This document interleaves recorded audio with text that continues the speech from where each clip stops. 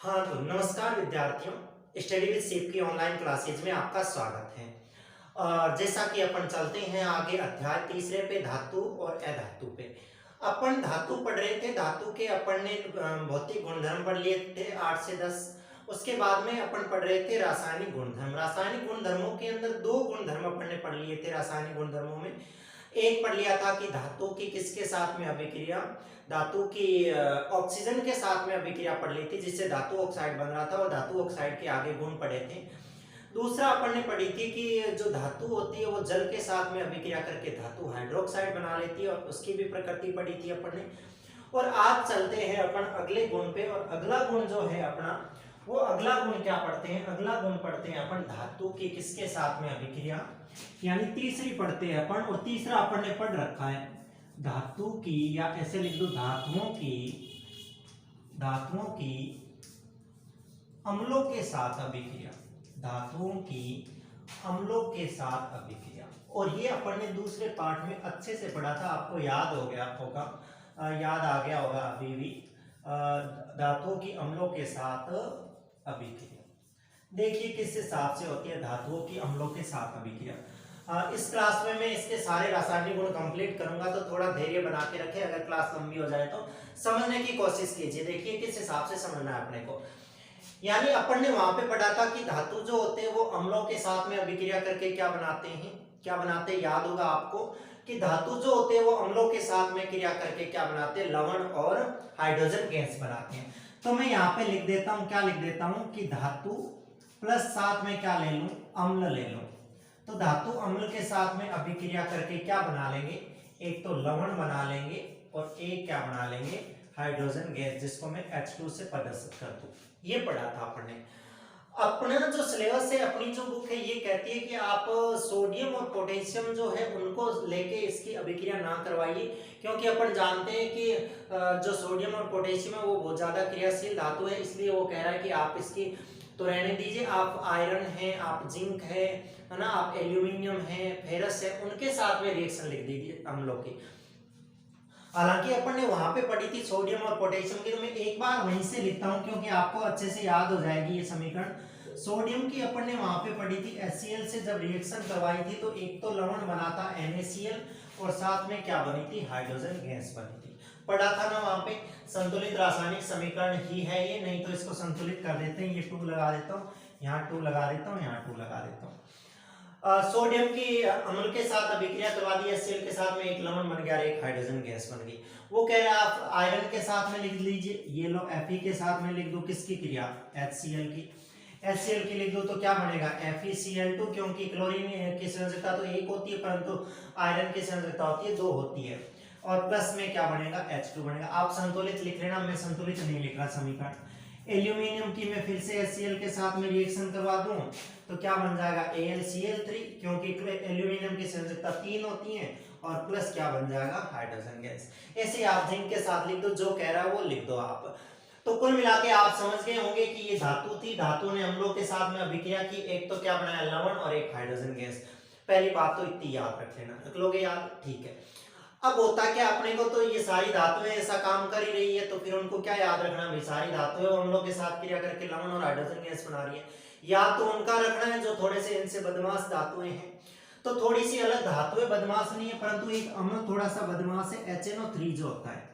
HNO3 को आप अच्छे से जानते हो, HNO3 क्या है, नाइट्रिक अम्ल है। HNO3 क्या है, नाइट्रिक अम्ल है। नाइट्रिक अम्ल बोले तो इसको अपनी भाषा में बोले तो इसको सोरे का अम्ल बोलते हैं। किसका अम्ल, सोरे का अम्ल। ये है सोरे का अम्ल, आपको पेपर में पूछ सकते हैं सोरे के अम्ल का रासायनिक सूत्र लिखिए HNO3। सोरे का अम्ल किसे कहते हैं, नाइट्रिक अम्ल का। ये HNO3 है ना, सोरे का अम्ल, नाइट्रिक अम्ल, ये क्या करता है, ये जब धातु के साथ में रिएक्शन कर लेता है, ये जब धातु के साथ में रिएक्शन कर लेता है तो ये हाइड्रोजन गैस नहीं बनाता है। इस बात को ध्यान रखिए। आप स्टार बना के ये लाइन लिखिए कि नाइट्रिक अम्ल HNO3 धातुओं के साथ में अभिक्रिया करके हाइड्रोजन गैस नहीं बनाता है। याद रख लोगे इस बात को, लिखनी है इस बात को। क्यों नहीं बनाते, इसका कारण भी लिखना है आपको। क्यों नहीं बनाता, क्योंकि ये जो HNO3 है ना, ये HNO3 एक प्रबल ऑक्सीकारक है।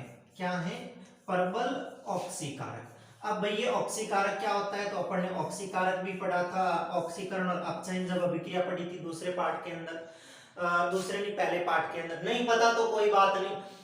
ऑक्सीकारक वो होते हैं जो किसी को ऑक्सीजन दे देते हैं। जैसे मान लो देखो, जैसे मैं लिखूं ZNO है ना, इसकी रिएक्शन में अगर H2 से करवा दूं तो देखना ये Zn अलग बन जाएगा और प्लस ये O इसके साथ में आके जुड़ जाएगा, क्या बन जाएगा H2O। यानी यहां से ZNO जिंक ऑक्साइड था, इसने क्या किया, ऑक्सीजन किसको दे दिया, यहाँ पे हाइड्रोजन को दे दिया। यानी जो ऑक्सीजन प्रदान कर देते, ऑक्सीजन त्याग देते, दूसरे को दे देते हैं, दूसरे में ऑक्सीजन का योग करवा देते हैं, वो क्या कहलाते हैं, ऑक्सीकारक। यहाँ पे जिंक ऑक्साइड है, ये किसका काम करेगा, ऑक्सीकारक का। तो वैसे ये जो नाइट्रिक अम्ल है HNO3, ये एक ऑक्सीजन क्या करता है, जो ये हाइड्रोजन गैस बनती है, इस हाइड्रोजन गैस को दे देता है। तो जैसे ये प्रबल ऑक्सीकारक होता है, तो ये क्या करता है, ऑक्सीजन दे देता है किसको, H2 को, और H2 को ऑक्सीजन देने से क्या बन जाता है, वहां पे H2O। बननी हाइड्रोजन गैस थी, ये खुद प्रबल ऑक्सीकारक था, अपनी ऑक्सीजन किसको दे दी, हाइड्रोजन की, और क्या बना लिया, H2O जल बना लिया। और खुद जो है ना, या तो बन जाएगा N2O में, या बन जाएगा NO में, या बन जाएगा किसमें, NO2 के अंदर, यानी किसी भी नाइट्रोजन के ऑक्साइड के अंदर बदल जाएगा ये। तो क्या बात ध्यान में रखनी है आपको स्टार बना के लिखने, पेपर में पूछ लेंगे कि ऐसे अम्ल का नाम बताइए जो धातु के साथ क्रिया करके हाइड्रोजन गैस नहीं देता, कौन सा लिखना है, नाइट्रिक अम्ल। क्यों नहीं देता पूछे तो क्या लिखना है, देखो क्यों नहीं देता, तो क्योंकि नाइट्रिक अम्ल एक प्रबल ऑक्सीकारक है। क्या लिखोगे, नाइट्रिक अम्ल एक प्रबल ऑक्सीकारक है जो हाइड्रोजन को हाइड्रोजन देकर जल का निर्माण कर लेते हैं, जो ऑक्सीजन हाइड्रोजन को विस्थापित करके जल का निर्माण कर लेते हैं, तथा स्वयं खुद नाइट्रोजन के किसी ऑक्साइड में बदल जाता है। ये नाइट्रोजन का ऑक्साइड है, तो खुद नाइट्रोजन के किसी ऑक्साइड में क्या होता है, परिवर्तित हो जाता है, इसलिए ये क्या नहीं देता, हाइड्रोजन गैस नहीं देता। बात याद रखनी है ये इसके साथ में, पहली बात ये याद रखनी है, मैं स्टार बना देता हूं। दूसरी बात देखो, दूसरी बात आपको याद रखनी है क्या, एक तो होता है मैग्नीशियम Mg क्या होता है, Mg होता है मैग्नीशियम, Mg होता है क्या, मैग्नीशियम। और एक होता है Mn क्या होता है, Mn होता है मैग्नीज, Mn क्या होता है, मैग्नीज। ये जो है ना, ये तनु नाइट्रिक अम्ल के साथ रिएक्शन कर लेते हैं, किसके साथ में रिएक्शन कर लेते हैं, तनु नाइट्रिक अम्ल के साथ रिएक्शन कर लेते हैं, और क्या दे देते हैं, हाइड्रोजन गैस दे देते हैं। तो आपको ये भी दो धातुएं याद रखना, यानी ज्यादातर धातुएं हैं वो नाइट्रिक अम्ल के साथ अभिक्रिया करके हाइड्रोजन गैस नहीं देती, तो भाई क्या याद करना, जो देती है उनको याद करो ना, Mg और Mn। मैग्नीशियम और मैग्नीज हैं वो तनु नाइट्रिक अम्ल के साथ अभिक्रिया करके हाइड्रोजन गैस दे देती है, तो इसको भी ध्यान रखिए। आपको पेपर में पूछ लेगा ऐसी धातुओं के नाम लिखिए जो तनु नाइट्रिक अम्ल के साथ अभिक्रिया करके हाइड्रोजन गैस बनाती है, तो वो दो धातुएं मैग्नीशियम और मैग्नीज, ठीक है। अगली और याद रखना, एक कॉपर की बात याद रखना, ये कॉपर भी है ना थोड़ा अजीब धातु है। ये कॉपर जो है ना, ये HCl के साथ में रिएक्शन नहीं दर्शाता, किसके साथ में रिएक्शन नहीं करता, HCl के साथ में। हालांकि देखो सारी धातुएं अपन कह रहे हैं HCl के साथ में रिएक्शन कर रही है, नाइट्रिक अम्ल के साथ तो चलो नहीं कर रही। ये कॉपर ऐसी धातु है जो हाइड्रोक्लोरिक अम्ल के साथ रिएक्शन नहीं दर्शाता, यानी इसके अंदर तनु हाइड्रोक्लोरिक अम्ल के साथ रिएक्शन नहीं दर्शाता। मैं यहाँ लिख दूं, डाइल्यूट के साथ में, सांद्र के साथ में तो दर्शा देगा, परंतु तनु हाइड्रोक्लोरिक अम्ल के साथ रिएक्शन नहीं दर्शाता। तो आपको ये पूछ लेगा कि ऐसी धातु का नाम लिखिए जो तनु हाइड्रोक्लोरिक अम्ल के साथ में अभिक्रिया नहीं करता, तो उसका नाम क्या लिखोगे, कॉपर लिखोगे। कॉपर नहीं करता ये रिएक्शन। एक बात और याद रखना, बात याद ये रखना कि ये जो धातुएं होती है अम्लों के साथ में रिएक्शन करती है, तो ये किस हिसाब से करती है, सबसे ज्यादा क्रियाशील मैग्नीशियम होती है। मैग्नीशियम ऐसे जैसे अपन नहीं पढ़ रहे थे वहां पे, जैसे ना अब क्रियाशीलता श्रेणी पढ़ी थी अपन ने, उस अभिक्रियाशीलता श्रेणी के अंदर अपन ने क्या पढ़ा था कि ना तत्वों की क्रियाशीलता का घटता हुआ क्रम पढ़ा था। वैसे ही मैग्नीशियम, इसके बाद में एल्यूमिनियम, इसके बाद में जिंक, और इसके बाद में क्या हो जाएगा, अपना आयरन हो जाएगा। यानी सबसे ज्यादा क्रिया कर लेता है कौन, मैग्नीशियम, फिर इसके बाद में एल्यूमिनियम, फिर जिंक, और फिर कौन कर लेता है, आयरन कर लेता है। तो इस हिसाब से आपको इतनी सी बातें याद रखनी है, किसके बारे में, अम्ल, धातु की अम्ल के साथ अभिक्रिया। हालांकि ये फैक्ट वहां पे पढ़ा था अपन ने कि है ना, अम्ल जो होता है वो धातु के साथ क्रिया करके लवण जल बनाता है, ये रिएक्शन वहां पे सारी पड़ी हुई है, कोई दिक्कत नहीं है। याद यहाँ क्या रखना है, नाइट्रिक अम्ल को। नाइट्रिक अम्ल धातुओं के साथ अभिक्रिया करके हाइड्रोजन गैस नहीं बनाता। क्यों नहीं बनाता? क्योंकि ये जो है ऑक्सीजन पर विस्थापित करके हाइड्रोजन को जल में बदल देता है और खुद नाइट्रोजन के किसी ऑक्साइड में बदल जाता है। मैग्नीशियम और मैंगनीज जो होती है वो तनु HNO3 के साथ रिएक्शन करके हाइड्रोजन गैस बना लेती है। और कॉपर ऐसी धातु है जो तनु हाइड्रोक्लोरिक अम्ल के साथ में क्रिया कर नहीं सकती, नहीं करती है। और आपको पूछ ले कि अम्लों की धातुओं के अम्लों के साथ क्रियाशीलता का घटता क्रम लिखिए। मैग्नीशियम ज्यादा, फिर एल्यूमिनियम, फिर जिंक, फिर फेरस। याद रखना इतनी सी। तो आपको ये उतारना है तो आप उतार लीजिए एक बार, और बाद में अपन चलते हैं आगे। चलते हैं। देखिए मैं यहीं पे एक चीज और बता देता हूँ, इसी से मिलती जुलती। आप ये बातें सारी भाषा के रूप में लिखोगे, जैसी मैं भाषा बोल रहा हूँ वैसी आप लिखोगे अपनी भाषा के अंदर। देखिए एक चीज और पढ़ते हैं अपन, क्या एक चीज इसके बाद में है अपने सिलेबस के अंदर, एक्वारेजिया। क्या है? एक्वारेजिया। एक्वारेजिया इसको क्या बोला जाता है? देखिए एक्वारेजिया जो है ना, इसको याद रखना है। एक्वारेजिया का जो निर्माण होता है वो याद रखना है मेन तो अपने को। एक्वारेजिया का क्या याद रखना है? निर्माण याद रखना है। निर्माण किस किस से होता है इसका? यानी एक्वारेजिया का निर्माण एक तो होता है हाइड्रोक्लोरिक अम्ल HCl, और दूसरा कौन सा होता है? नाइट्रिक अम्ल HNO3। एक हाइड्रोक्लोरिक अम्ल होता है, एक नाइट्रिक अम्ल होता है, अम्लों में पढ़ा था। यानी हाइड्रोक्लोरिक अम्ल का 3 भाग ले लेते हैं और नाइट्रिक अम्ल का 1 भाग लेते हैं। मतलब हाइड्रोक्लोरिक अम्ल 3 लीटर ले लो और नाइट्रिक अम्ल 1 लीटर ले लो, या इसको 3 किलो ले लो, इसको 1 किलो ले लो। इस हिसाब से 3:1 में रखना है ना। हाइड्रोक्लोरिक अम्ल का 3 भाग तथा नाइट्रिक अम्ल का 1 भाग मिलकर किसका निर्माण करते हैं?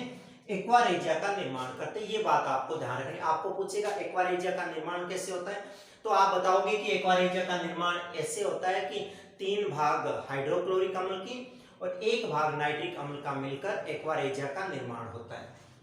ठीक है। ये जो एक्वारेजिया बनता है इसमें इतनी क्षमता होती है कि ये जो सोना होता है और जो लेड होता है, सोना और लेड जो होता है इनको गलाने की क्षमता रखता है। इनको गला देता है। ये क्या कर देता है? इनको गला देता है। मतलब इस एक्वारेजिया के अंदर आप सोने की कोई चीज डाल दो, वो क्या हो जाएगी? गल जाएगी, गला देगा ये उसको। हालांकि इसमें अलग अलग क्षमता नहीं होती। HCl को अगर डाल दे, HCl में अगर सोने को डाल दे तो वो गलता नहीं है। खाली HNO3 के अंदर डाल दे तो वो नहीं गलेगा। परंतु ये दोनों 3:1 में मिलकर एक्वारेजिया बना लेंगे। तो ये जो एक्वारेजिया होगा ये क्या करेगा? सोने और लेड जैसी धातुओं को भी क्या कर देगा? गलाने का काम कर देगा। इसलिए ये जो होती है एक्वारेजिया, ये ज्यादा जो प्रबल होता है, इसलिए ये धातुओं को गला देता। नहीं तो सोने और लेड को गलाने का कोई काम होता है वो आसान नहीं होता। अपन ने पढ़ा था कि इनका तो तापमान बहुत उच्च होता है, गलनांक बहुत उच्च होता है, बहुत उच्च ताप पर गलती है। हाँ, इसका ये काम हो सकता है कि जो सुनार होते हैं, ये क्या करते हैं? सुनार जैसे ना अपन जाते हैं कोई भी आभूषण ले जाके और आभूषण देते हैं उनको, तो वो कहते हैं लाओ भाई साफ कर देते हैं आभूषण। वो साफ कर देते हैं तो क्या करते हैं? वो इसी से साफ करते हैं, एक्वारेजिया से। वो क्या करते हैं? इनको साफ करते हैं तो इनके ऊपर की जो परत है वो परत उतर के किस में आ जाती है? इस विलयन के अंदर आ जाती है। और जो नीचे दूसरी परत होती है सोने की, वो तो चमकीली होगी, तो वो चमकीली निकल जाती है। और बाद में वो क्या करते हैं? इस विलयन में से उस सोने को जो ऊपर की परत है उसको हटा लेते हैं, है ना। तो ये इसमें भी काम आता है, सोने को गलाने में, और सोने की सफाई के अंदर भी क्या होता है? काम आता है। तो आप इसको अपनी भाषा के अंदर एक बार लिख लीजिए और बाद में अपन चलते हैं। देखिए आगे, वैसे इसका एक नाम और याद रख लेना, इसको रॉयल जल बोला जाता है। क्या बोला जाता है? रॉयल जल बोला जाता है। परंतु अपनी लैटिन भाषा में इसको क्या बोलते हैं अपन? एक्वारेजिया। तो आपको पूछ ले रॉयल जल या एक्वारेजिया का निर्माण कैसे होता है, तो दोनों एक ही बात है, इसको आप ध्यान में रखिएगा। तो ये उतार लीजिए दोनों बातें, और अपन फिर बाद में आगे चलते हैं। और एक आगे लास्ट गुण है इसका, वो लास्ट गुण और पढ़ते हैं। तो आपने उतार लिया होगा, मैं इसको डिलीट करता हूं और चलते हैं अपन एक अंतिम रासायनिक गुणधर्म पर। और अंतिम जो रासायनिक गुणधर्म है वो देखिए क्या है। अंतिम रासायनिक गुणधर्म अपन पढ़ रहे हैं कि धातु की ही अन्य धातु के साथ में अभिक्रिया करवा देते हैं। क्या करवा देते हैं? धातु की अन्य धातु के साथ अभिक्रिया। तो मैं चौथा जो गुणधर्म है, रासायनिक गुणधर्म, उसको लिखता हूं। धातु की, ऐसे लिख दो, धातु की अन्य धातु के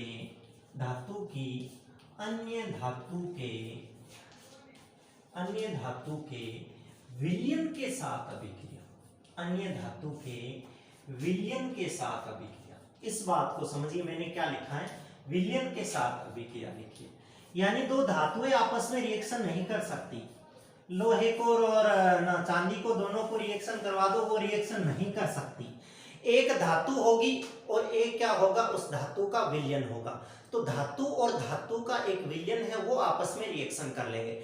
देखिए अपन ने जो विस्थापन अभिक्रिया पढ़ी थी, वो सेम अभिक्रिया जो है यहाँ पे अपन पढ़ेंगे।